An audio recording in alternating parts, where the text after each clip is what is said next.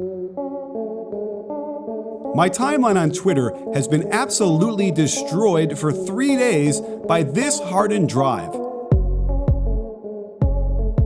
And it's perfect timing, since it relates directly to today's episode on the live dribble. This started out innocently enough with a tweet from Play Gary Clark, and he asks a terrific question. Of course, I get it. It looks completely like a travel in real time. 3 steps since the last dribble, which was above the 3-point line. There's no way it could be legal, right? Right?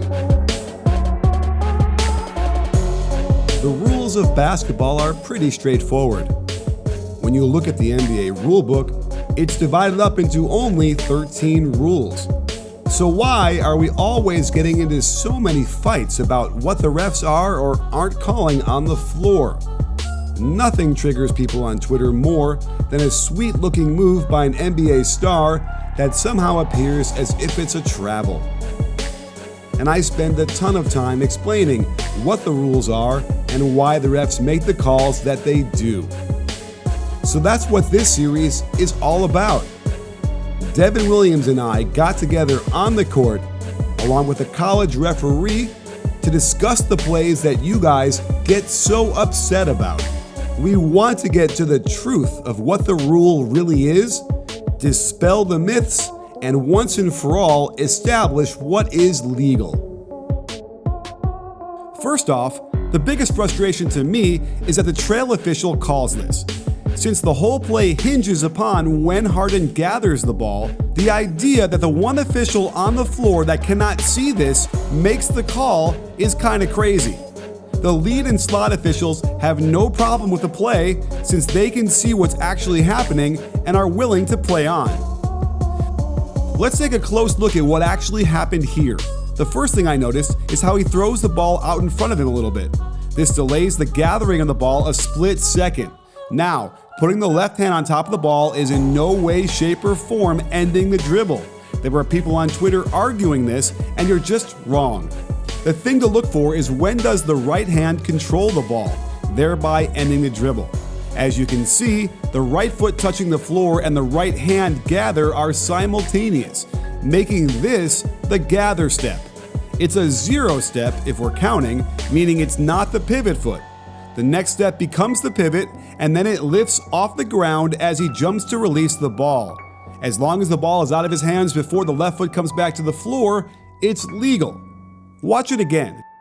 Here is where he ends the dribble, the right foot is on the ground. Then it's a simple 1-2 that we all do at every level of basketball.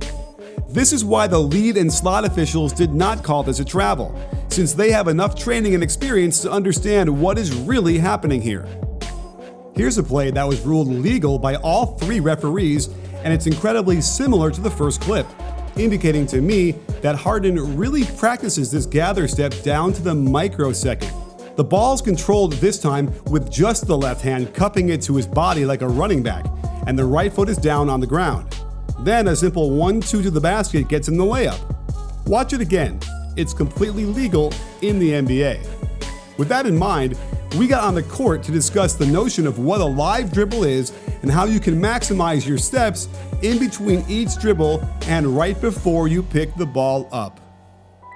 Hey sports fans, Coach Nick here, and welcome to B-Ball Breakdown. I am so excited to be on the court today with Jeff Logan, who is a college basketball referee, and we have Devin Williams in the lab, 10,000 hours, YouTube extraordinaire, and I'm Coach Nick here with you, and we're going to talk today about the live dribble and the number of steps that you can take in between each dribble and why so many people are getting triggered on social media about whether it's a travel or not. And we're talking about Giannis, we're talking about other guys like that. So, let's talk briefly. Devin, I'll throw it to you. What's the deal here?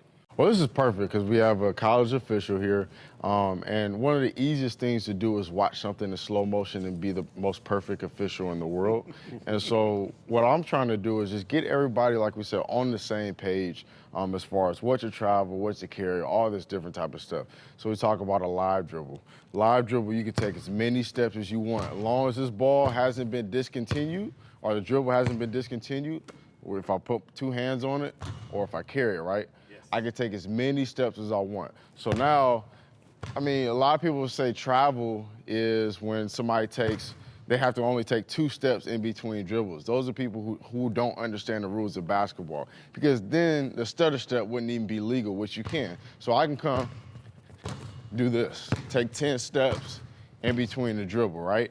And so the most famous thing that we've been seeing used to be Harden. Harden used to be known for his Euro step. Now he's known for his step back, right? The only person I've seen change the move up and just never really use it that much again. But now Giannis is another person who's getting a lot of scrutiny over, traveling, what people say. And so now you'll see him because he has such long strides. So he'll get from the 3-point line. And this is what people don't understand. This guy is literally, he's a freak of nature. What do they call him?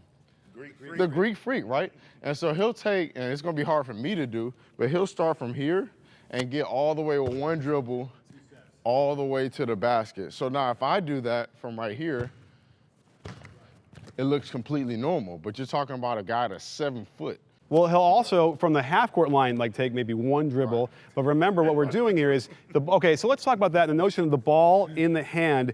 When it's spinning, that is a visual cue for you to know that he's not carrying it and it's still a live dribble. Is that safe? Yes. As long as his hand is on the side of the ball and not underneath the ball, he's still continuing this dribble. So what we're looking for is for the player to put their hand underneath the ball. His hand is on the side of the ball. And again, we're talking about a player that's 7 feet tall and he's got arms of someone that's, I think he's like 7'7". So you're watching, his hand is on the side of the ball, okay? He's dribbling, it's on the side, it's not underneath, and he hasn't brought his other hand over to the ball. So nothing in the rules discusses about how many steps you can take in between dribbles, right? No, it does not. Because everyone is different. It's like he's saying as a guard, he's saying that the length of his stride is going to be different from somebody that's taller. And there's the notion that he's throwing the ball out, sort of out in front of him, too. Yes. So that's the other thing. Yeah. By the way, that's the history here. The dribble was originated because they would pass it and they'd run after it and they'd catch it and they'd pass it and they'd run after it because they couldn't move without when it. the game first started? Yeah, so at Yale, these are the guys that invented it. It takes people from Yale, I suppose, to invent this. That was what it was, like an aired pass to themselves. And eventually, you know what, let's smooth this out here and make it like the dribble. But it's sort of the same kind of idea where, it's not even necessarily, if the ball is sort of out in front of you a little bit, it's almost like not in your possession when you're dribbling, right? Well, it is in your possession. It is? Yes. Okay, so if I was going to do this and I'm dribbling it down, I'm going to come at the camera a little bit. If I go like this, that was in my, this is in my right now? You have not discontinued your dribble.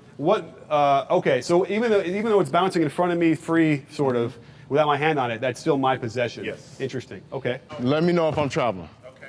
So now if I throw it here, we're good. Not a travel, right? Okay. Now, if you count the number of steps, it was at least 3, maybe 4 after the last dribble. So let's do this one more time. Legal, right? Am I good? We're good. Okay, cool. We'll go one more time. Your dribble was never discontinued at any point. Cool. Yeah. Either play, it was never discontinued. I'll try that was a one great way to demonstrate it. Do that again? All right, we'll try. Yeah, we'll do it again. Yeah. Legal. All right, I'll go one more. I'll go another one. Tell me if I'm traveling.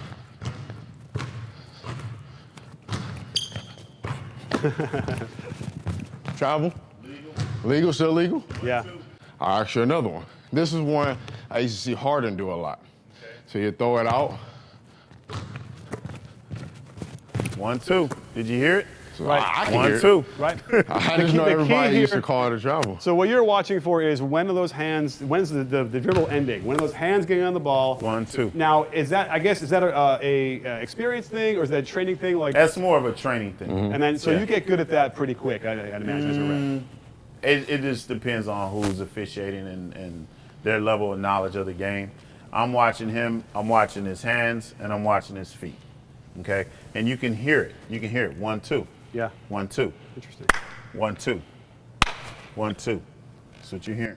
And so, and I know we're in an empty gym. Right. If there's 20,000 people, you're watching, 2 hands on the ball, 1, 2, layup. 1, 2, pass. And so I made it super obvious, but if I decide to do the same thing, like you said, the ball is still spinning in my hand, I can still take that Euro step. So if I cross it, spin in my hand, I can still take that 1, 2 afterwards. Can you show us about your stutter steps with it spinning in your hand? Let's see how good you are. Because now if I wanted to do this, Yeah. I can always put it back through my legs or keep the Correct. dribble going, whatever. As long as I can continue my dribble, then it's not a travel. It's still, the ball hasn't been discontinued. So now if I run that Coach Nick Right. and then I go, the ball was still spinning in my hand, even though I took those stutter steps Now, or whatever. Can you do this one? It spins in Giannis' hands, and then he doesn't put it back down at that last one. me see if So I I can think do it. you're giving us a nice hard dribble. He doesn't do it. He'll gather it and then go Listening up. to you, I'm trying to figure out what's the illegal move there. Right. What's illegal? What did he do that was illegal? Right. Nothing. And I can't give an explanation to that. Right. Because it looks like he's taking a whole bunch of steps. Yeah. I'm not even sure you have to do this. With I was Giannis, just doing it just because, Yeah. I had some extra steps in there. Right. With Giannis, it's like it's almost like that. See, I took like 2 steps with it while it's Oh, spinning. yeah, there it is. Let's try it and like then I that. gather it. So the last dribble you're doing is the 3-point line, even for you at your size. In theory, if you're going fast enough, right? Yeah, something like that, right? That's legal. I go back to like the hash or something and see if you can do it from there. That might be the final example we need. Yeah, I mean, that was all legal. Yeah, and I think you just add the fact that he takes so much bigger steps, and it looks like that. But again, I think we kind of made a good point for what the notion of a live dribble is, and how many steps you can take, which is unlimited in between a live dribble.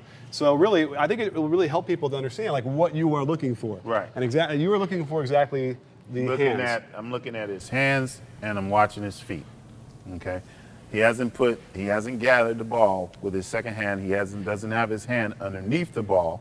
Okay. And let's go back and do illegal. Put your hand underneath the ball and then cross it over. Put your hand underneath the ball. You got it in your left hand, correct? Or this way. Okay, put it in your left. Do the same move. There you go. See that? Now that's a carry. Right. Discontinue. Hand underneath the ball, discontinue dribble, then he crosses it over. I mean, even more That was simply. perfect on the first go, by Just the dribble in way. a straight line and carry. Just show us that. Just just show us the carry. Just show us how you get the hand on the. Yeah. Right. Just like that. Yeah. Okay. So that's a problem. And obviously, if you put both hands and keeps dribbling, that's a problem. Yes. And how about this? Can you show us a version where it is a travel where you gather and you take 3 steps into your layup? See if you can do that. It might be an off foot. It's right. almost hard for me to do. Yeah, He's right. not been taught to do that. It's a muscle memory, too, a lot of times. Yeah. You can't. Yeah. Right. Yeah, that's right. muscle That's memory. crazy. Right. That's when your grandma's sitting up Yeah, there. yeah. That's right. the And she obvious knows one it's that a we child. talked about. Anyway, That's the one. And by the way, a really interesting point I made earlier was sometimes when the guys egregiously travel and they get away with it, they miss the shot for that reason. And I almost feel like that's the basketball gods kind of, making the playing field level again when you do that and they miss that call. It's But doing something awkward that your body's not used to doing. Absolutely. It's called muscle memory. So. yeah. Well, I think we got it all squared away for you guys. So remember, get your phones out when you get into an argument about this on the courts and show them this stuff. This is gold. And thanks, guys, for coming on the show. I appreciate Absolutely. it. And don't Appreciate forget, you, Joe. at B-Ball Breakdown, we're not a channel. We're a conversation. You in? Are you in, guys? I'm in. We're in.